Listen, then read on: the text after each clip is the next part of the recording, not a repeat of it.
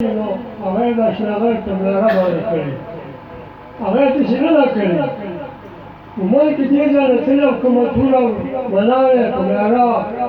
کړي نو هغه د اشرافو تبلیغاتو خلکو اوسه ډېر په عمر کې او د ډوډۍ کړی دی نو هغه ټوله عموماً په دغې کړې ده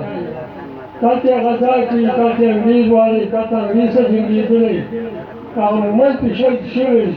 هغه د اشرافو تبلیغات په ټوله باندې کړي هغوی بچی او ډوډۍ لاسپناه ورکول نو خبره پکې داسې ده چې دا کوم کله راغلی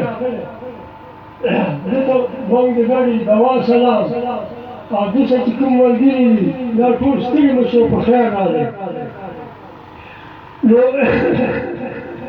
زه به تاسو ته دا خبره وکړم چې دا کوم مشر چې راغلی نو د دوی مخکې مشران چې دي کېدای شي هغوی به نو خام خدمت کوي او زموږ چې دا امید دی چې اوس به هم کوي دا کشر به هم کوي دا شیخاس کندهار به هم کوي موږ نه دا پکار ده چې نه چې تنخواه غواړو امیر ملګغه غواړو ټوپک کارتوس غواړو خو زموږ چې وس کېدل موږ به په ډانګ باندې د اوسه ملګري او اوږه په اوږه ولاړ یو بس السلام ځان کې ټولو دغه سلام وي او په خدای مې سپاري دی او خان ته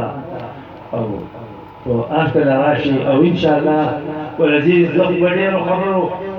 نه پوهېږم خو دومره ده چې دا کومه ملګرتیا ترسره کوو نو دا به په حقیقت او په ایماندارۍ او انشاءالله نن د دې بارانه په وجه دا کار وړاندې لګو اطلاع ټولو خلکو ته وه خو دا باران راغی باران خلکو لکه زمونږ نه ټاله کړه که نه نو انشاءالله زمونږ به په یوه خبره کې په ملګرتیا کې درسره څه کمی نه وي او دا به په ایماندارۍ وي که خیر وي څنګ په څنګ به وي ډېره مننه السلام علیکم ډېر غټ سپین مشران ملکانان ناست دي او موږ تاسو سره دا وعده کوو چې موږ تاسو سره په دې لاره کې کلک ولاړ یو او انشاءالله د الیکشن کې به ستاسو په عملي مشکل کې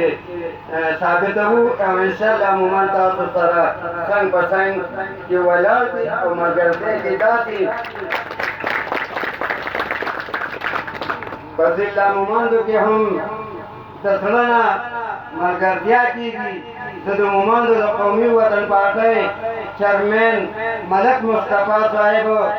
جنرل سیکرټري عبدالاحد صاحب او د حاجي دوست محمد صاحب شکریہ ادا کوم او خاص کر ډاکټر فاروق افضل صاحب چې موږ د دې پارټۍ کې د شمولیت دعوت راکړو ډېره شکریہ ادا کوم عزتمند مشره دا یقین لرو چې ستاسو به د آخري ځل راتګ دلته مومندي جلسې کې نه وي موږ به تاسو ته هر وخت کې سترګې په لار یو او ولاړ یو ډېره مننه السلام علیکم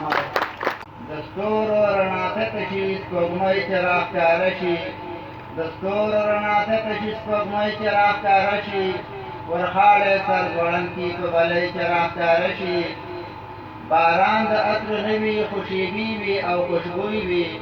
باران د عطرو نه وي خوشیبي وي او خوشبوی وي ګلونه پورته ګوري ګلالۍ چې راښکاره شي ډېر دروند وي چې راخور وي د چوپال په ماتو ډکو ډېر دروند وي چې راخور وي د چوپال په ماتو ډکو غونچي شوټه وي خلک پر زیلۍ چې راښکاره شي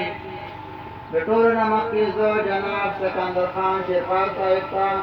او د هغوی سره خبرې زموږ قدرمن او قدردان مېلمانه جناب ډاکټر فاروق افضل صاحب جناب ملک مصطفی خان صاحب جناب عبدالاحد صاحب او جناب ملک عبدالحسن صاحب ته او د وطن سپین روبي ځوانان او په پروګرام کې شامل د مختلفو متعصبو فکر ملګرو ته په پروګرام کې په پښتنه او مومند مینه باندې هرکلی او ستړي مه شئ وایم په خیر راغلئ ستړي مه شئ هرکله راشئ ډېره مننه